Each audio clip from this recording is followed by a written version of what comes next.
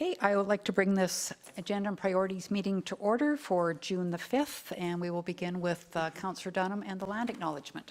Thank you, Mayor Barclay. The town of Innisfail acknowledges that we are meeting on Treaty 7 territory, the ancestral and traditional territory of the Blackfoot Confederacy, Kainai, Piikani, and Siksika, as well as the Tsuut'ina Nation and Stoney Nakoda First Nation. We acknowledge that this territory is home to the Métis Nation of Alberta, Region 3, within the historical Northwest Métis homeland. We acknowledge that the many First Nation, Métis, and Inuit who have lived in and are cared for these lands for generations. We are grateful for the traditional knowledge keepers and elders who are still with us today and those who have gone before us. We make this acknowledgement as an act of reconciliation and gratitude to those whose territory we reside on. Thank you, Councillor Dunham.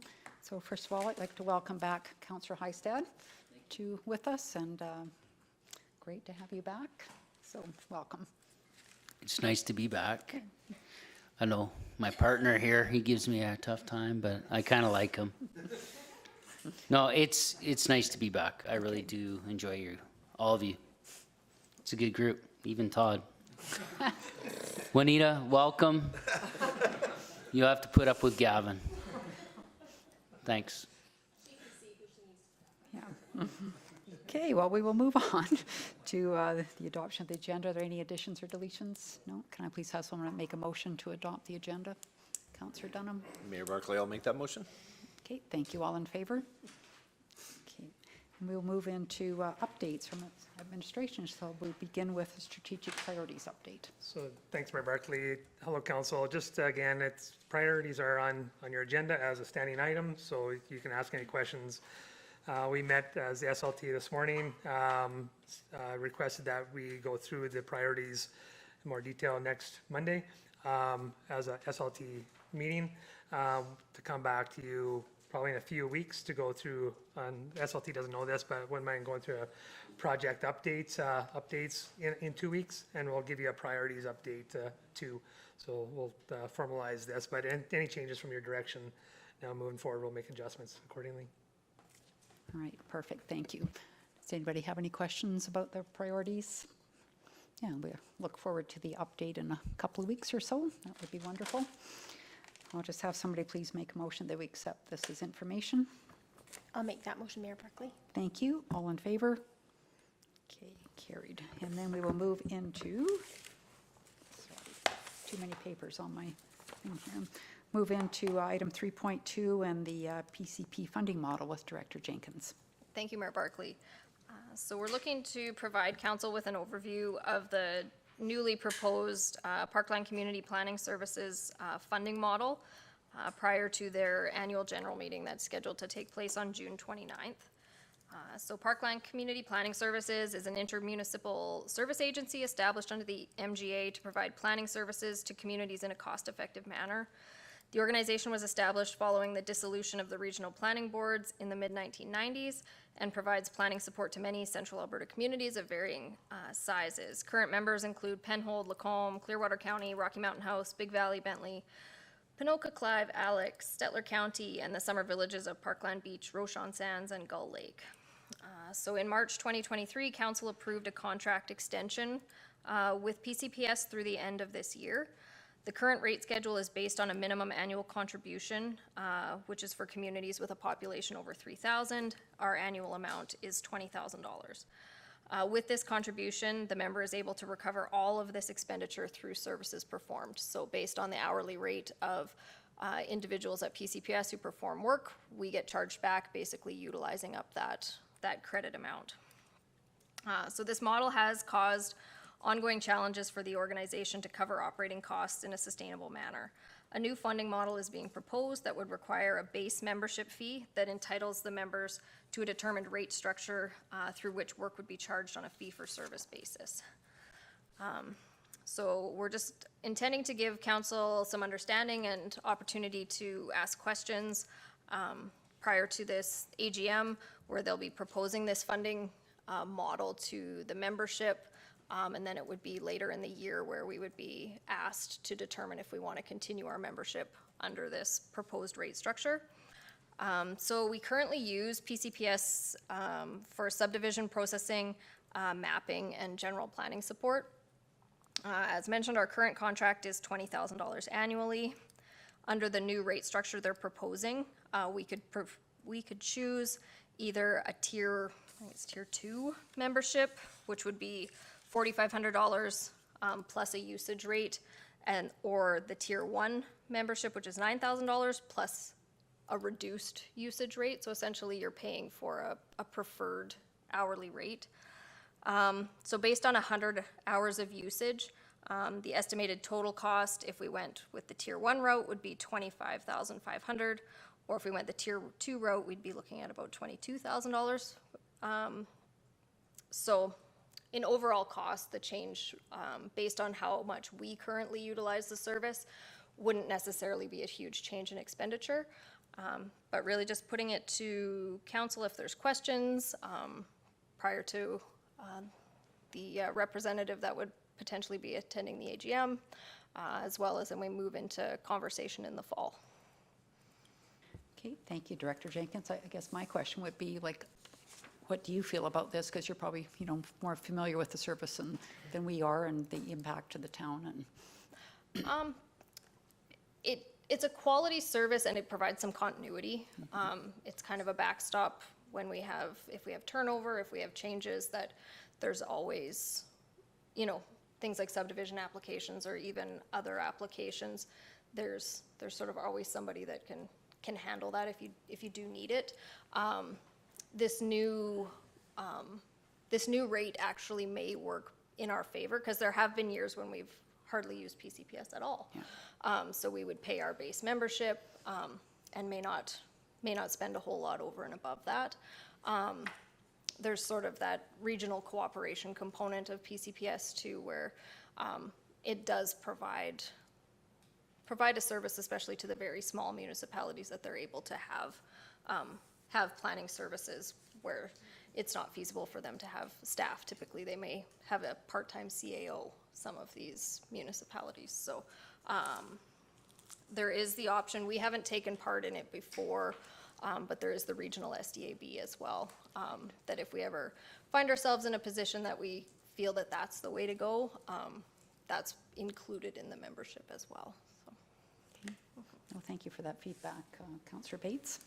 Yeah, I guess my question is partially answered already, or it was my understanding that as PCPS evolved, we were probably more independent than most communities, because it kind of goes back to about the time that you came on, Megan, Director Jenkins, sorry.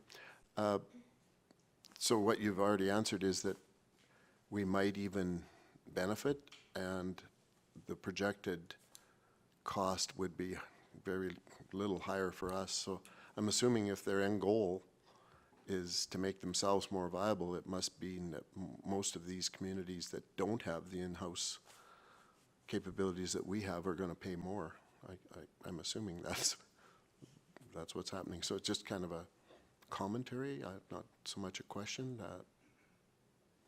Don't see any real downside risk to us. Anything else? If not, I'll have somebody make a motion then, please, that we accept this as information. Mayor Barclay, I would make that motion. Okay. Thank you, Councillor Wing. All in favor? And we will move on to 3.3 with the solid waste and recycling update with Director Kennedy. Thanks, Mayor Barclay. So, yeah, annually we provide council with an update just on our solid waste stats that we have every year, and also reviewing some of the goals for our solid waste program. So in 2022, we continued with the education messaging. We also started a What's in the Bin contest. We ran that 3 times this year with quite good participation throughout the community. We did run the Waste Reduction Week in October, as well as our quarterly surveys that we do throughout town in various areas, with very similar results that we had actually in 2021 compared to 2022. So that is being consistent. And we did roll out the automated recycling bins this year with the larger bins, which did increase the recycling about 28 metric tons. So if you go to the stats, if we want to go to the, do you have the PowerPoint on this? Yep, keep going. So right here, so we did roll out the stat for 2022 in regards to recycling, so that did increase. We're the highest annual collection so far. And residential organics stays the same,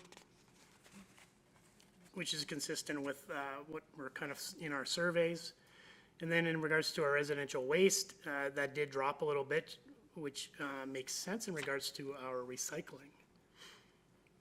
And the next stage there is just a kind of a stat in regards to what our percentages are looking like. So 62% is residential waste, 13% is recycling, and then about a 25% organics on a typical household. Some of the 2023 goals that we have this year, one is obviously getting familiar with the Extended Producer Responsibility Program.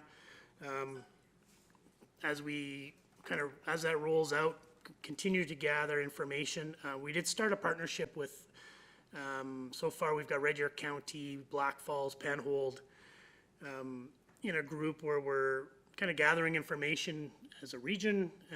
We're hoping to expand that to, Didsbury, Olds, in order to just continue to gain information on what this program looks like, and then come back to you with more details as it rolls out. Second goal, obviously, is continuing with the education. So what's in the bin campaign, we'll continue that.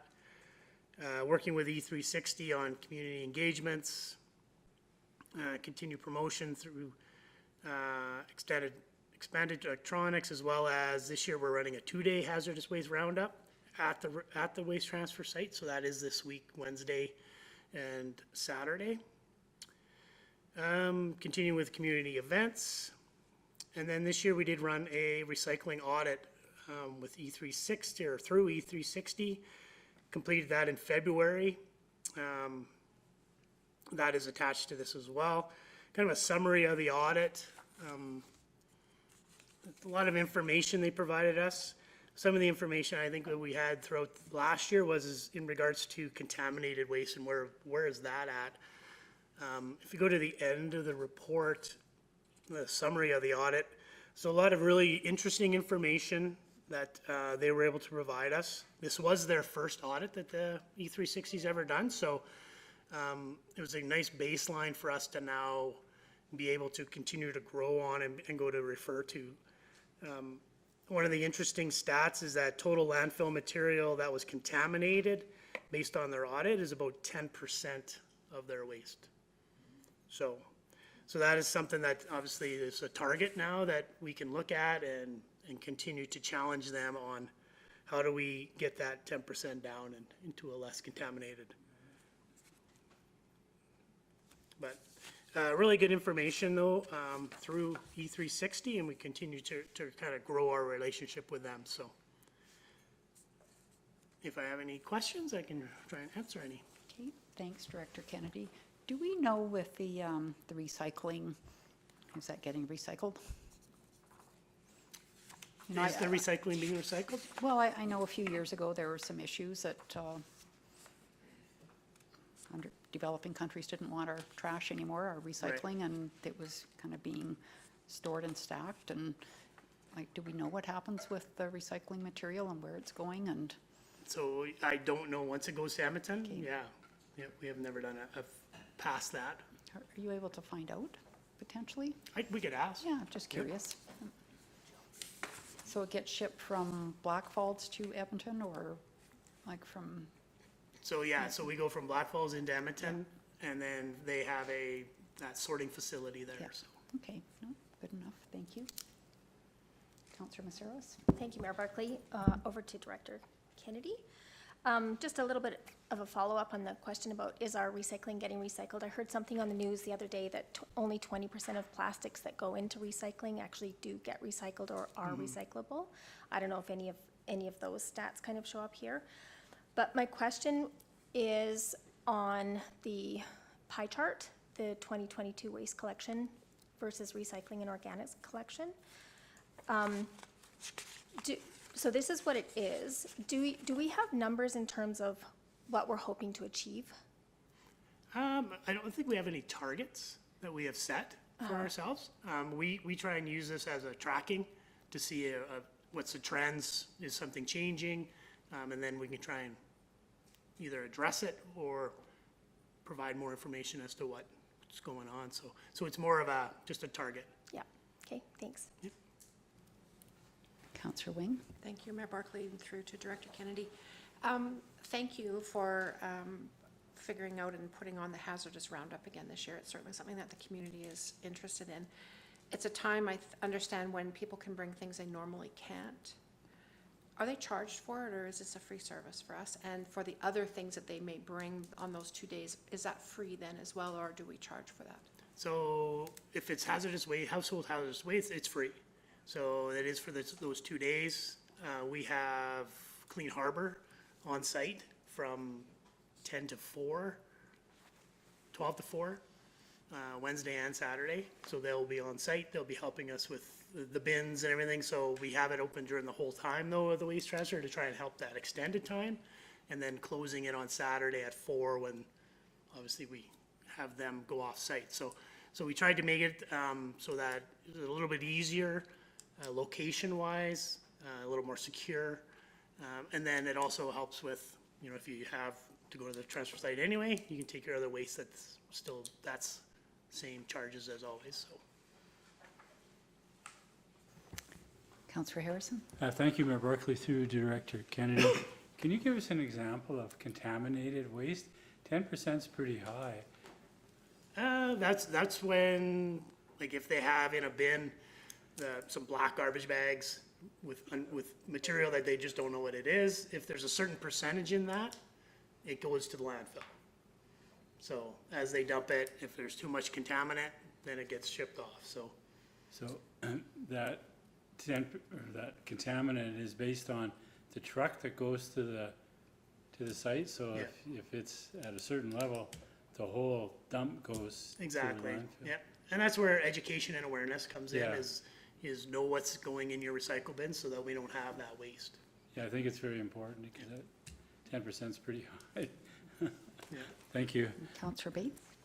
So obviously 360 moved their recycling sorting from Red Deer to Black Falls, did they? So it goes Just from Black Falls and then it goes right into Edmonton now because they have a facility now in Edmonton. So their MRF is actually in Edmonton now. But when we visited them, That was in North Red Deer, yeah. it was in North Red Deer, yeah, Yeah. that's what I thought. Anyway, so that facility hasn't moved. It was kind of, yeah. So what they do now is they truck it all the way to Edmonton now. So now they don't sort there. They actually Oh. get sorted in Edmonton now. Okay. And then, yeah, the contaminated, it could be anything. I remember when they compressed in front of my house one day, there was about a gallon of used oil came out on the street. And that's what people do. I mean, it's sad, but now I would, maybe a question through to the CAO with the knowledge of Varma, almost anything that these guys can't put where they want it to, Varma could handle it, right? They could literally take anything. Mayor Barclay, Councillor Bates, my understanding is Varma can take almost anything. Of course, metals would have to come out, but they can, through their process, they can, through their state, they can take on any type of garbage and recycling material. Right, and then anything that would be difficult to recycle or, yeah, would automatically just become energy. Thank you. Councillor Heistad? Yeah, no, question, have we thought about, like, I know that we're going through a transition with Varma, potentially, and doing that, but is there any education like to the schools, like young people, like I know that we've come a long ways in the community over the years, but is there an opportunity that way? Kind of like any other of the good work that we do.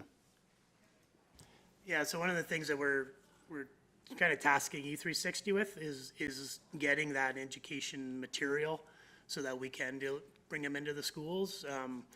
It was one of the things that we didn't achieve last year was we met with them early last year to try and get that information and get rolled out. So that is one of our targets this year to get that into the schools, more visual. And obviously, yeah, with the kids, the more education they have, the more they take that home. So, yep. Yeah, just some fun facts. Hopefully I remember from what I read, but when I saw this on the agenda, I was just doing some research into garbage, and Alberta, I think this was as of 2020, Alberta has 144 publicly owned landfill sites, the most in the country, and the average waste disposal was something like 760 kilograms per person, where Alberta was up around 1,000 kilograms per person. And so I keep reading this stuff, and I keep thinking, like, Barma is such a wonderful solution that we could finally get away from land filling this stuff. And you think of textiles or clothing and what's in clothing nowadays, and I think there's a stat that we're buying 60% more clothes than we did 20 years ago, but we wear them half as long. And so it's just kind of this fast fashion and goes into the dump and fills the landfills with all sorts of toxic stuff. So just I think a really good message, and to keep on pushing Barma and advocating for a waste to energy, and why we're not doing that is in this country actually is kind of beyond me, but I think it's really important that we do that. Almost 30% of our methane emissions in this country come from landfills. So it's one of the best ways that we can work on to look at reducing GHG emissions. But anyway, that's my little stump speech for the day. But so I'll just have somebody accept this report as information, please. If there's no more questions, Councillor Bates. Sure, I'll make that move, that we accept this for information. Okay, all in favor? All right, carried. And we'll move on to 3.4, which is Centennial Park. Oh, there's no. And Mayor Barclay, if we could move on to the taxi Yep, bylaw, Garrett, sure. Manager Leeds here for 3:30. Yep, for sure. Okay, we'll move on to Director Vickers then. Thank you, Mayor Barclay. So Council Administration has heard many times that there is a shortage of taxis and transportation options in Innisfil. So Administration has been reviewing the current bylaw as well as the amendment, both which are attached for your review. So currently, our current taxi bylaw allows for 8 licenses or 8 drivers, however you want to look at it, at any given time within the town. This can be done by either a brokerage license or an independent driver's license. So a brokerage license is a company that will employ or contracts 1 or more drivers, and they must operate 24 hours a day, 7 days a week. Currently, a brokerage license is only able to apply for a maximum of 3 drivers. And then an independent driver owner license is a driver that is not affiliated with or dispatched by a brokerage. They just operate on their own. Our taxi bylaw also regulates fees to be charged to passengers. As the yearly costs increase and for the cost of vehicles, gas, and insurance, the town believes that we should not be regulating the fees to be charged by the taxi providers, but that this should be a business decision borne by the taxi brokerage company or an independent driver. So just for an example, the rate per minute that they're allowed to charge per the bylaw is 70 cents. The reimbursement rate for employee reimbursement is 68 cents. So really there's only 2 extra cents that's there for their profit and staffing and all that kind of things, right? So currently we only have 1 brokerage company that has an application and they have 3 drivers. So that is the only current taxi drivers that we have in town. So during the review of our taxi bylaw, administration is recommending to make some changes to the bylaw. So there's kind of 3 different options that we can look at. So the first one is a total deregulation of our taxi industry.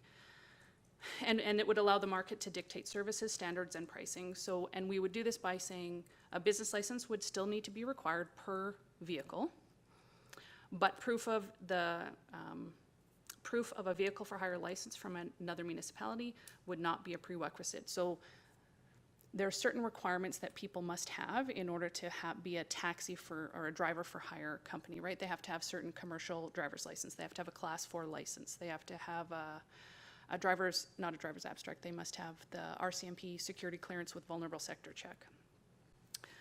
We could do that, or we could pull that out, and we could do all those. So we could totally deregulate the industry, and it says you only need a business license to be a taxi driver, as well as you need to provide the right kind of insurance, you need to provide a driver's abstract, you need to have a criminal record check.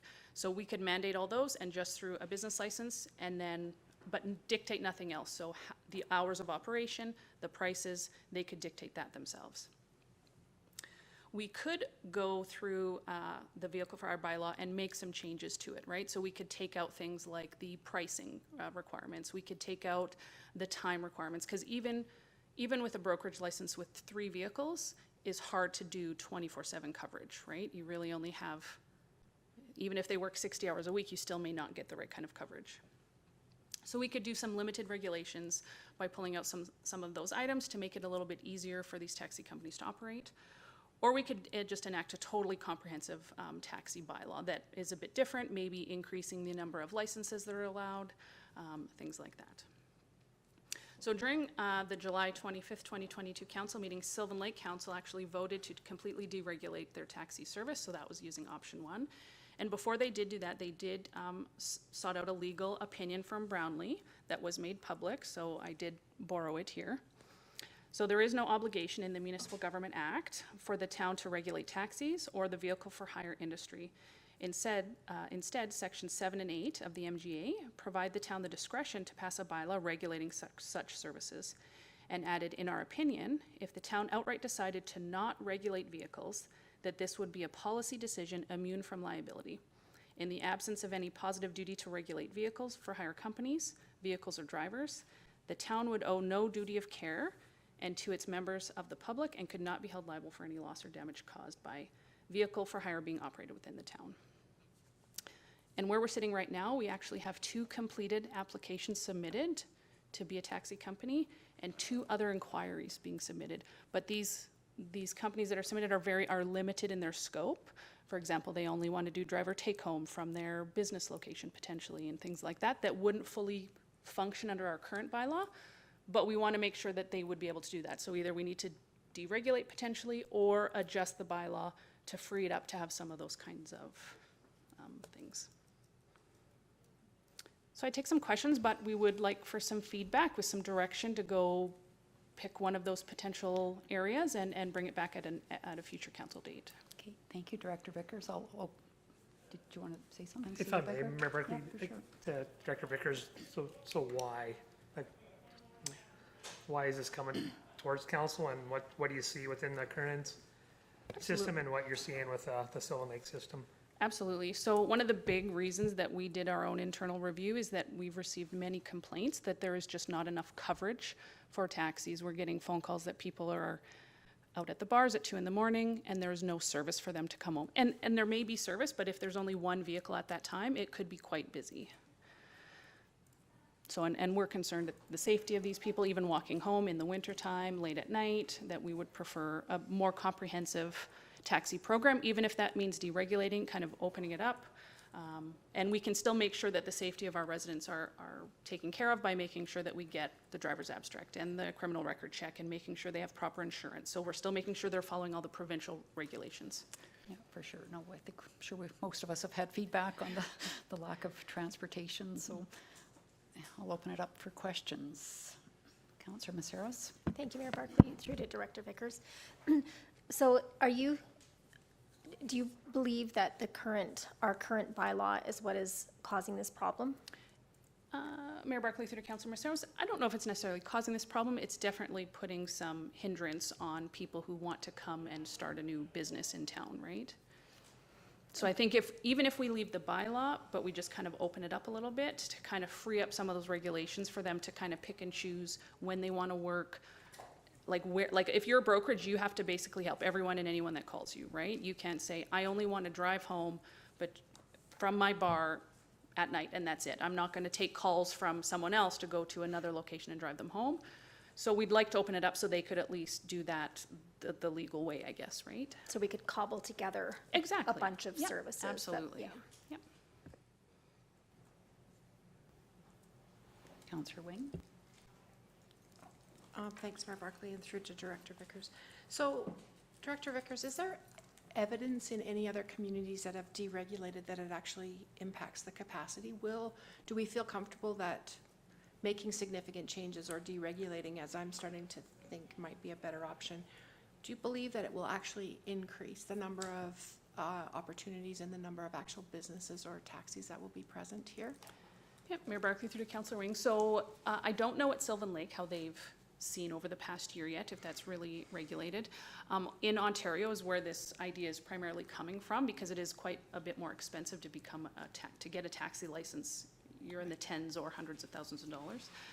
But some of the things that they're saying out of there, it's actually, we actually want quantity of cabs over quality. And no, I don't want to say that to sound bad, but we rather have 25 cabs in town than 3, right? So we do believe that by reducing this, we could have 4 more companies by the end of this month signing up if they're allowed to based on the certain regulations. So it may not make it so there's 100 taxis, but it could all of a sudden, we could go from 3 to 7 pretty quickly. Yeah, okay.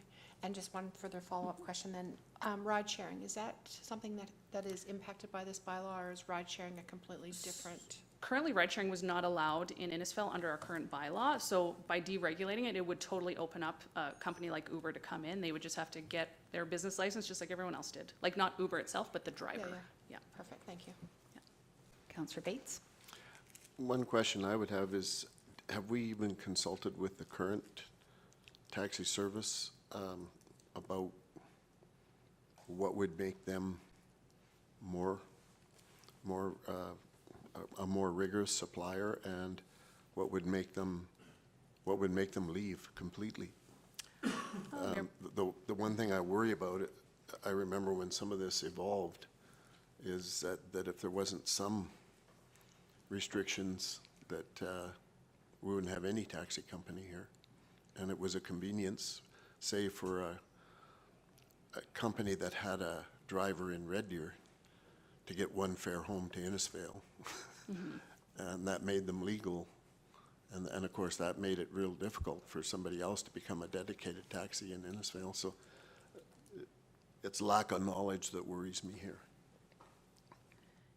Mayor Barclay through to Councillor Bates. So one of the things that they would want is they would want the removal, that like there is a cap for how many licenses they can have, which that went through, that's the addendum, is the putting the cap on. So originally what happened is that this company would buy all 8 licenses and let no one else have a license, and then still only have 3 drivers in town.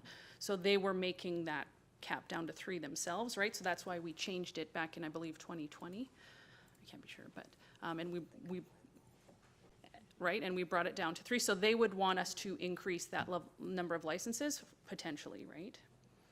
But not necessarily leaving it a cap of 8. We would likely want to remove that cap altogether, and then they can get as many licenses as they want. And if they want 10, they can have 10. They would have to pay for them, right? Pay for each license. Yeah,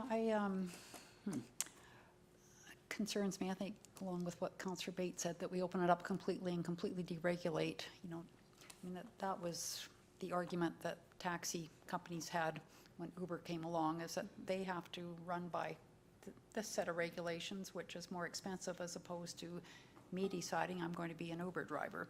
And so how do you balance that, where you don't have somebody, oh, I'm going to give rides home at $2 a ride or something, as opposed to the taxi company who has to pay for A, B, C, D, E, and F that the individual driver may not have. So I'm wondering if we can adjust the bylaw to include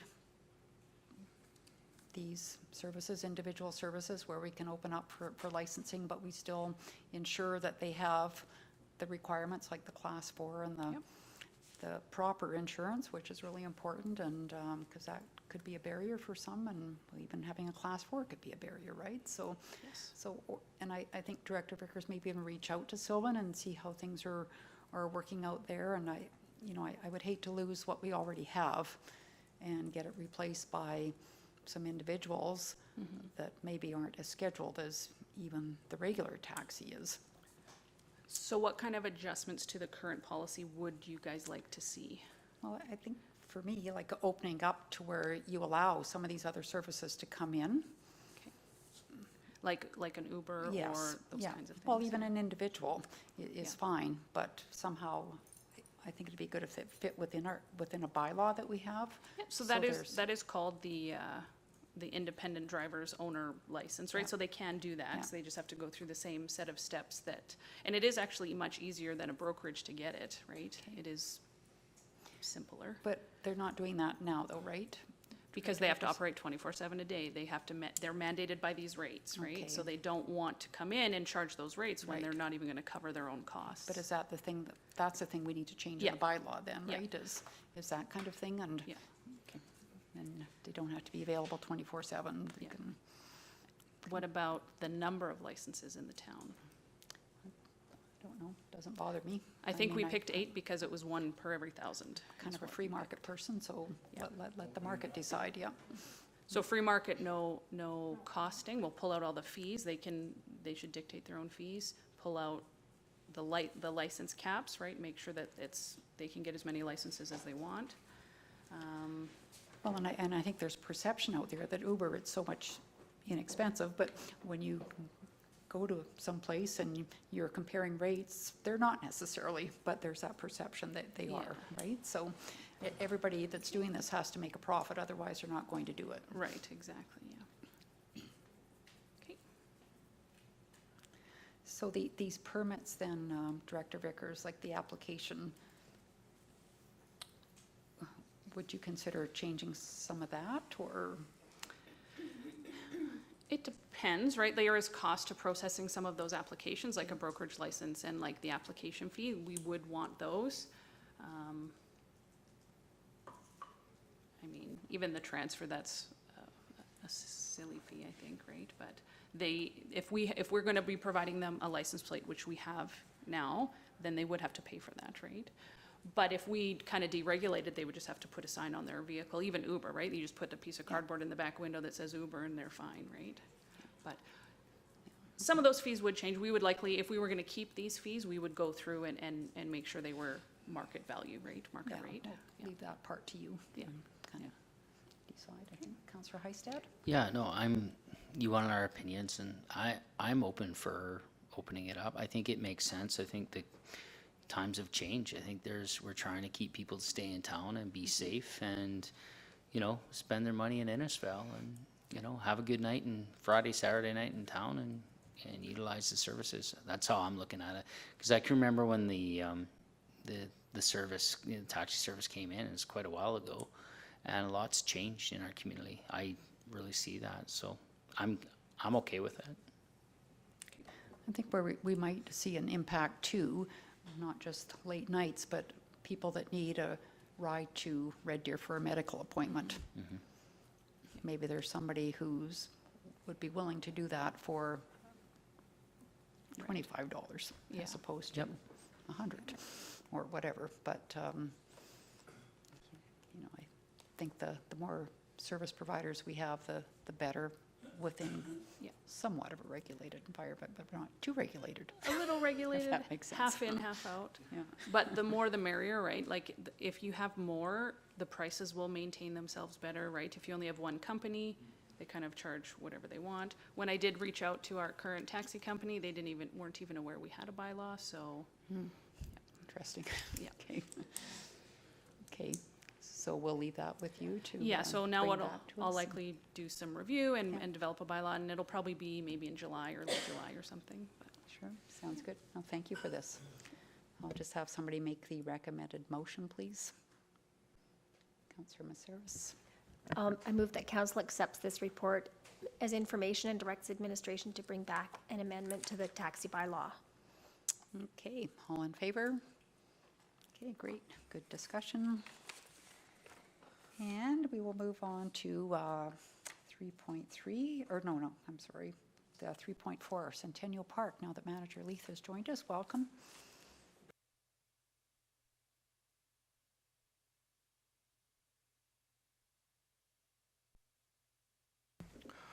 So, been directed to provide an update. Obviously, we had a community engagement coincided with the cleanup of Centennial Park, the spring cleanup. We took the opportunity to engage the community and directly reached out to the subdivision in and around Napoleon Meadows there.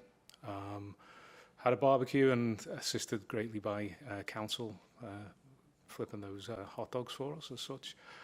And the attempt was to turn around and see what sort of feedback we would get from the community about what problems they were seeing at Centennial Park, and also whether they had some ideas that were significant and could assist in resolving some of those potential issues that we see from time to time. Overall, the message we received from the community was very positive, certainly from the enforcement side, and also from those passive measures that were taken in respect of signage, the jersey barriers that were put up there to eliminate the potential for stunting. And the overall message that we were delivering was people need to report this. If they're seeing activities that are of an antisocial or suspicious nature, that it needs to be reported, and reported in a positive way as well, and not just we've seen a vehicle. There needs to be some content to that to allow us to investigate. That again was very positively received. Certainly that I can hopefully speak for the activities and the individuals that were causing the majority of the problems there have been dealt with, and those problems seem to be resolved at this point in time. And that was from a combination of, again, enforcement and education of those individuals. Certainly the reporting of a number of incidents and the review of the camera footage allowed us to lay charges against individuals, which were fairly significant, which again discouraged them from repeat activities, so to speak. We have had some reports that a number of them now generally gather in and around the back of the arena, and again that was something we were aware of, that we may relocate them potentially, but again those issues will be dealt with as and when they come up. Okay, well, thank you, Manager Leith. I know that evening received nothing but positive feedback about all the work that you and the enforcement team has done, so thank you so much. I felt it was a really good evening to get together with the residents, and like I said, they were really positive, and so it's glad to see some progress has been made, and we'll hope that it maintains itself. Anybody else have anything for Manager Leith? No? No? Okay. All right.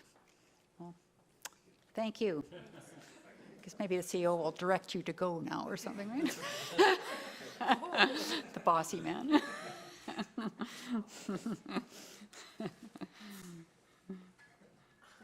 Okay. No, it's all good. It's all good. So we'll move on to 3.6, and we have FCM convention reports with Councillor Wing and Councillor Messaros. Thank you, Mayor Barclay.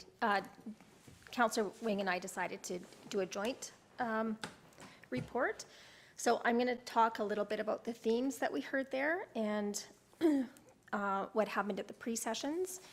And Councillor Wing is going to kind of delve more into the sessions and what the politicians had to say and what we got out of networking. And then we're going to kind of talk about what we think, what we would like to kind of bring to council and administration in terms of some of the ideas that we came away with.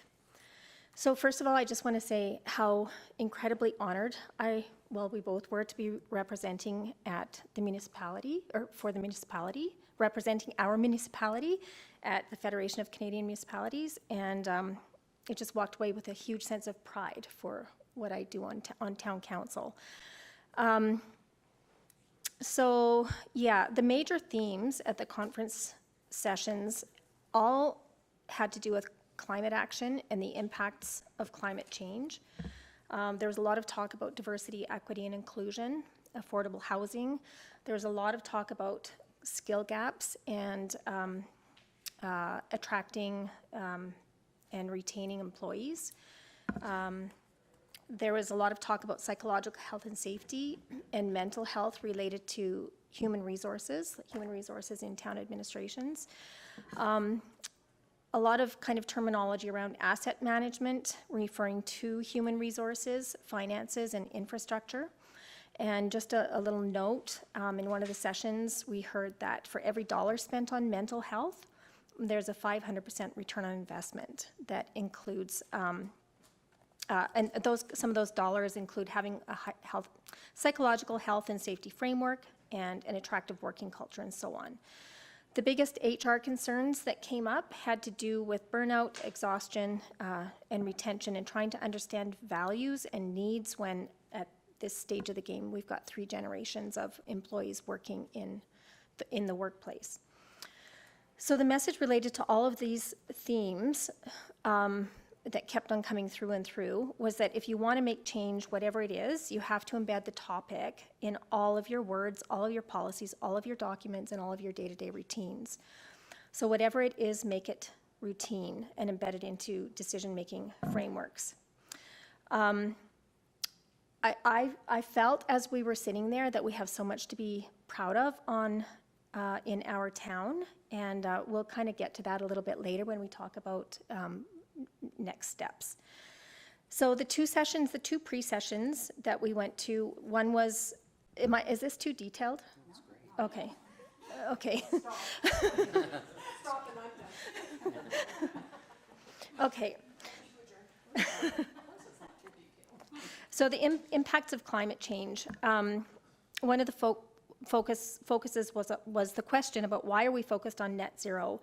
And just when we think about how we're communicating with our own citizens and residents, there was an analogy given that I thought was so good. And the speaker said, well, we have to turn off the taps and we have to bail the water out at the same time. That's the situation that we're in right now.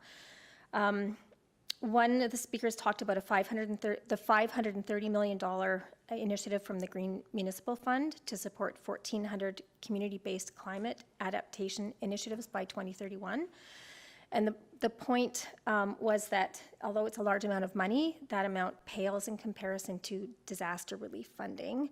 And disaster relief funding has incurred over $12 billion in liabilities over the past decade. We heard some very interesting case studies, something from Charlottetown after Hurricane Fiona, and we heard a speaker from Laval where they talked about eco-fiscality, where the town uses like a whole bunch of initiatives, and it was just fascinating because these were municipalities that had suffered like a horrific climate issue, or something bad happened because of the climate. And so some of the ideas were the town uses taxes to fund people to have more trees, to replace asphalt with plants and trees. And one of the things they talked about was that the municipality purchases land when they have the opportunity to do so. Selkirk has a population of 10,500, and they were suffering from depopulation. And the municipality had an opportunity to replace divested infrastructure, and they did it all around making climate action changes. So they gave a bunch of actions. I just took down a few. So they talked about trees are assets and are managed by a life cycle policy and investments. They have an urban canopy program. They ensure that there's an adequate supply of water, that there are buildings to support and provide respite. They celebrate actions and provide just-in-time public education. So for instance, if they're having a tree planting or something like that, they'll make an event out of it and talk about why this is happening.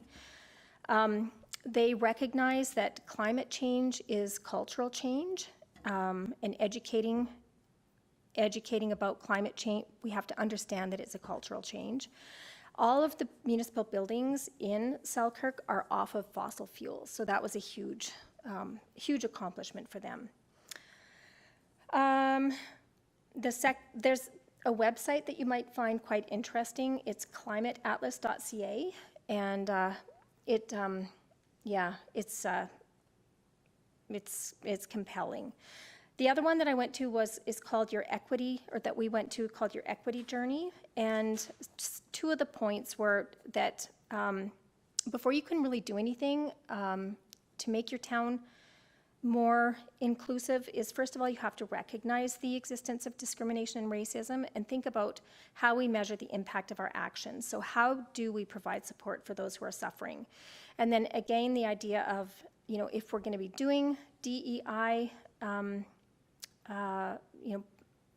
actions, they have to be embedded into our daily operations. One of the examples that was given was a municipality has a workplace inclusion charter. So I'll just leave it at that, and then we'll kind of gather up at the end. So, just building on a few things that Cindy had to say, first of all, in keeping with the tradition of FCM, the conference delegates were addressed throughout the course of the conference, were addressed by Prime Minister Trudeau, as well as the Conservative Party of Canada Deputy Leader Melissa Lantsman, NDP Leader Jagmeet Singh, and Green Party of Canada Leader Elizabeth May. We found the leaders to be very balanced in their comments, very non-political, just very supportive and very aware of municipal issues, and committed to hearing what municipalities have to say and the solutions that communities and municipalities are bringing to the table and are prepared to offer. So no matter the colors, I found the comments and the remarks from all of the leaders to be well received, and I enjoyed all of them. So the President's Forum started off the conference on Friday, focusing on building welcoming communities for a growing Canada. So as always, it was a pleasure to hear from Mayor Jyoti Gondek from the City of Calgary. She has such an amazing perspective on how Calgary is growing, but certainly how major cities and then smaller communities will have to grow by being welcoming and inclusive. Certainly our experience here in Innisfil. As the days unfolded, plenary events for all delegates included topics that focused on achieving net zero. There was a very informative rural forum that discussed everything from attainable and affordable housing to emergency services and paramedics, and of course long-term care.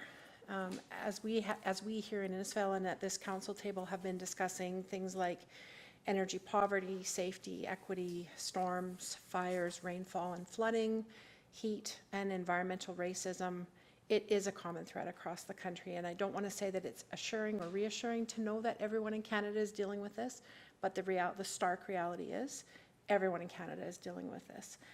Local solutions must be available and understood in communities everywhere. So we can't try and tackle this all by ourselves. Being connected and open to hearing what's going on in other parts of the country is really important for us.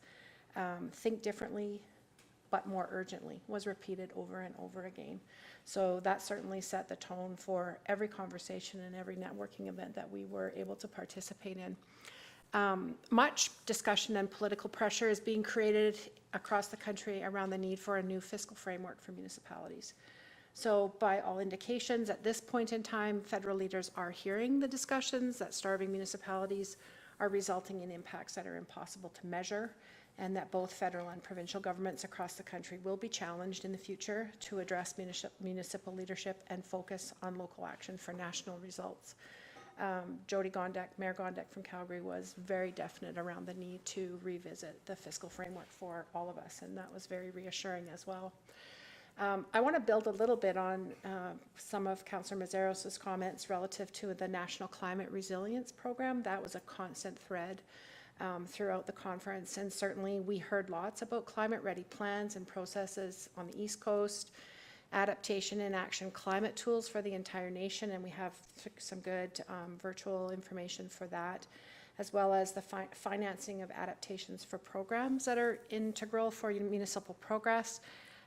It was interesting to hear from communities across Canada discussing things, as Councillor Messaros said, such as eco-fiscal responsibility and urban forestry. It was startling to hear comments coming from the north about the permafrost thawing, groundwater flooding and wildfires, as we have experienced here. At the time that we were in Toronto, we were still having fires here, and now as we speak, those fires have reached out into the east. The north is on fire as well. So consider this quote that I wrote down, and Councillor Messaros referred to, turn every infrastructure dollar into a climate action dollar. So as Selkirk, Manitoba is doing, asset management being inclusive of climate action at all levels should be a part of every aspect of planning, budgeting, and programming. At that same presentation, we learned of an interesting partnership with the Prairie Climate Center in Winnipeg, and we wondered about engaging U of C, U of A, Red Deer Polytechnic in this work, and so there would be some opportunities for us to consider that. Again, considering trees as critical infrastructure, so not in managing things as heat and stormwater, so the deliberate creation of urban canopy, and I'm so pleased to see that work that was done out by the cemetery with our students last week. That's so important for us. Equity was another theme throughout, and how it impacts all communities. It was interesting to be at a panel that included the Mayor of Montreal, the huge regional municipality of Wood Buffalo, and neighbors to the north on the Sampson Cree Nation and Masquachese, as they discussed common issues that result in heightened and deliberate focus on sustainable relationships, building capacity and momentum. There was discussion around joint community economic development, outcomes that they have said includes a stronger united voice, efficiency, more opportunities, the leverage of unique financial, human, and physical assets of each partner, and a quote from Masquachese, "We have done more together than we could ever do alone." So as we consider the value of an event such as this conference, we feel that we cannot understate the significance of networking opportunities, which were, in this case, so very well prepared and intentional. Councillor Messaros and I participated in a Women in Local Government session, and yes, there were men in the room. It was the first time this particular event has ever been offered, and they assured us it will be a standing conference agenda item. However, we'll be booked in a much larger room in the future because it was packed in there. Other events we enjoyed were the Alberta reception, where we were reminded by both Alberta municipalities and the RMA just how vital and important both urban and rural Alberta are. There was a host city welcome reception at the Royal Ontario Museum, and Councillor Messaros and I attended the host city closing gala dinner. Through all of these events and others, we met people from across the country and discussed interesting events and activities as well as pressing issues. We met councillors from neighbouring Sundre and learned about their emerging movie industry and the opportunities they have had to work with Innisfil businesses.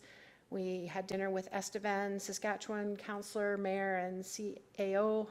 Countless acres of strip mining has left behind devastated land south of Estevan that is now being developed for use in carbon capture and storage. And Blackfalds, we had lunch with Blackfalds, who's been struggling with other communities to the north of us in accessing EMR and hospital care. So certainly, again, those strong threads across the country. And finally, we had the opportunity to re-elect Mayor Mike Yargeau from Penhold to the FCM board.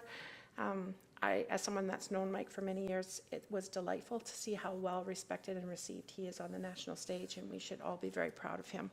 So, in next steps in our opinions, would certainly include full council participation at the 2024 FCM conference to be held in Calgary.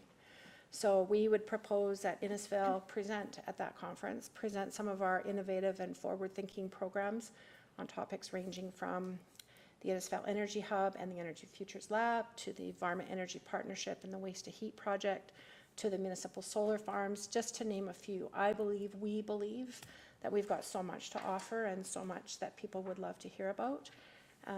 We believe that we should strengthen our relationship with FCM, and would start by asking Mayor Mike to come to a meeting and present the FCM strategic plan and opportunities for us as we move forward. And I guess just on behalf of Councillor Messaros and I, I'd like to thank CAO Becker for being an incredible host. You took great care of us, and we appreciate that. And no, it was a really wonderful 6 days, so thank you to everybody. It was a huge honor to be able to represent Innisfil, and it was valuable beyond words. Yep.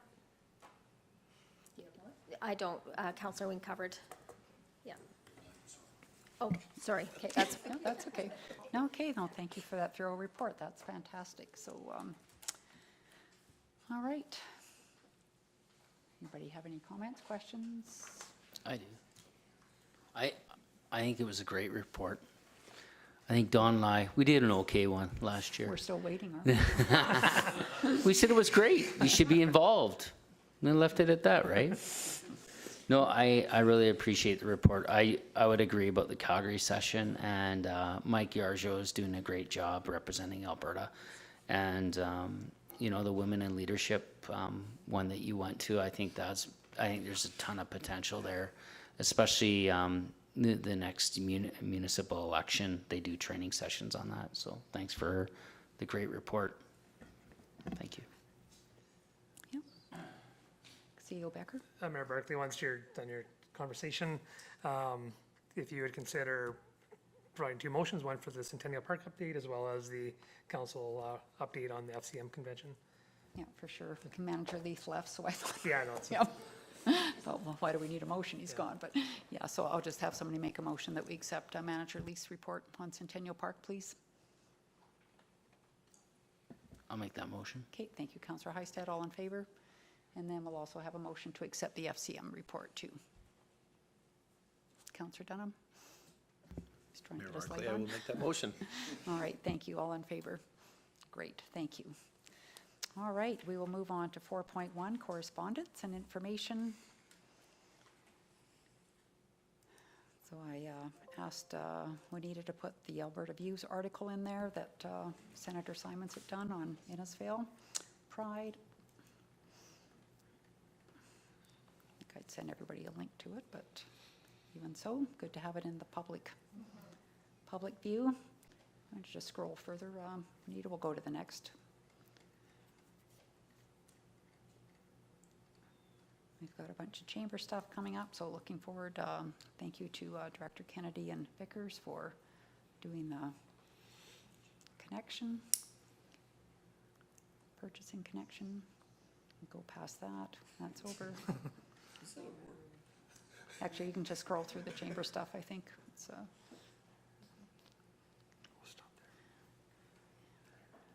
okay. This has a request in it. Can you give us any background as to like why this is being asked to be forgiven, the fee, or do we do that for other tournaments, or? I can start, Director Jenkins. No, this is in bylaw to Mayor Barclay, so you cannot just go ahead and waive this. We have not had that request prior. From my perspective, the fee is even quite low for the amount of work we do to provide administratively in the permits, but also, you know, field facility readiness, as well as any enforcement related to additional parking in the space. But, you know, if council wishes to provide dollars back, it'd be in the form of donation, not a waiver of fee. This is a new request in my time. Okay, will you give feedback then to the person who sent the letter in, just around that? Yeah, definitely, Mayor Barclay, and based on your feedback too. So it's really just to you as council if you wish to waive, but my guidance to you would be not to waive the fee, but if you want to, in the form of a waiver, you could provide money back, but we cannot waive that in a motion. Yeah, I'm not, personally, I don't think we should. It kind of opens up that door. And you're right, the fee is quite low for all the camping that goes on. So, okay, we will move on to the next piece of correspondence.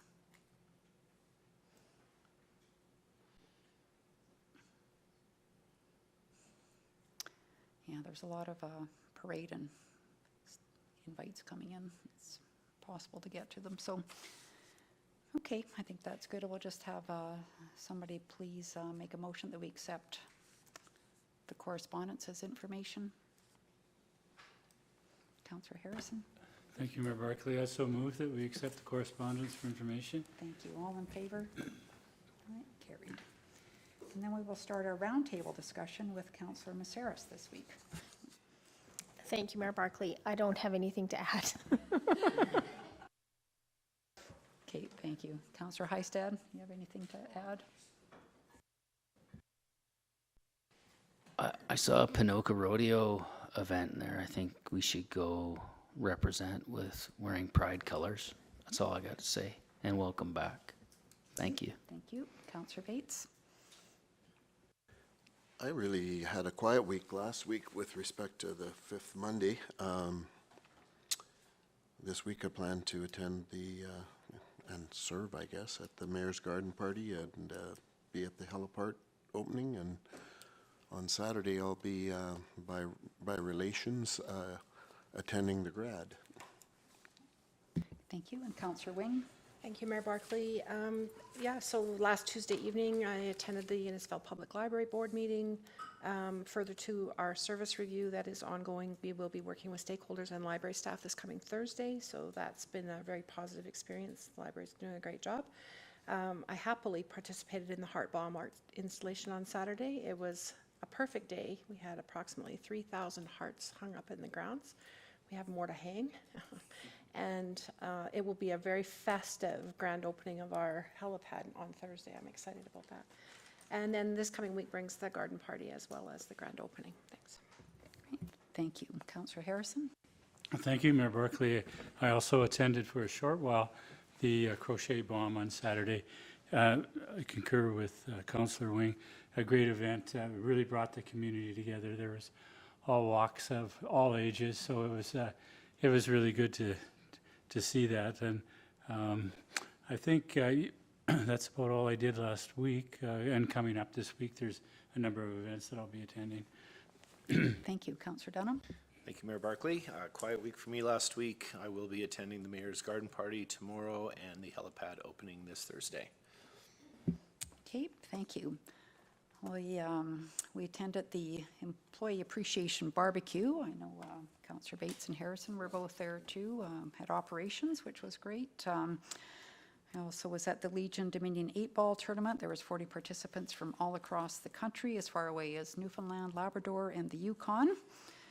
And that was a very good event all weekend at the Legion. I was at the 4-H barbecue on last Monday, and that was excellent as always. And the proceeds from the charity steer were going to Diamond 7, Director Jenkins. So I hope that was very successful. And it's kind of interesting. We're barbecuing burgers in front of all the steers that are tied up in the pens, but kind of showing them a look into their future, which was a little bit sad, but. And then we had the RPAP Healthcare Career Day last week. I had 40 students come. There were 5 stations that included lab, x-ray, suturing, intubation, injections, mental health, as well as EMS. Our fire and paramedic people were there. Dr. Adam Hertlicka spoke just before lunch to talk about his journey to becoming a physician, homegrown, of course, and I was asked to say a few welcome words, so I invited Tim Ainskoff and Ella Heistad to come up as well and say a few words and talk to the students about fire and paramedic. And there was certainly a lot of feedback that some students were very interested in that, so maybe we'll see some new young firefighters come forward. And then I was at the Heart Bomb on Saturday, as well as Smiles and Giggles store on Main Street grand opening. This week we have the garden party tomorrow, so invite everybody to come out. We'll be serving Jungle Farm pie and listening to the Popoviches. The Heliport grand opening on Thursday, so that will just be a small group of us, including stars and some invited guests. Have grad at Innisfil High School on Saturday, and then also received an invite from the Punjabi Culture Society for an event in Penhold. Was invited last year, but it was kind of last minute. So there'll be 7 people attending from Innisfail between Council and IWIC. So looking forward to that. Also, just to let everybody know, Devin Dreeshen contacted me last week post-election, and he's looking forward to chatting soon. So working on getting something set up. And then ran into Christine Chalaturnik on the weekend, and was mentioning how much like an old college tour. And of course, Christine is the head of the Farm Tech program. So she emailed today, we connected, and she is very much would love to have council come for a tour, and it would be, I'm not sure time frame. She's going to get back to me as how many hours it would be, but it would be come to look at the technology they have, and also maybe do a little bit of work out in a field to see how some of the technology works, and then come back and look at some of the data that's gathered. So I would imagine everybody would be quite interested in that, so we'll continue to set something up probably sometime in July. She did say there was a group of Scottish people, kids coming, students coming in on July 11th, but I don't know, we might be better just doing our own thing because we don't want to interrupt what they're doing for the whole day, but that would be fun for sure. So we'll have a motion now to go in camera, please. Mayor Barclay will make that motion that we move in camera. Thank you, Councillor Dunham. All in favor? Okay, we'll just take 5.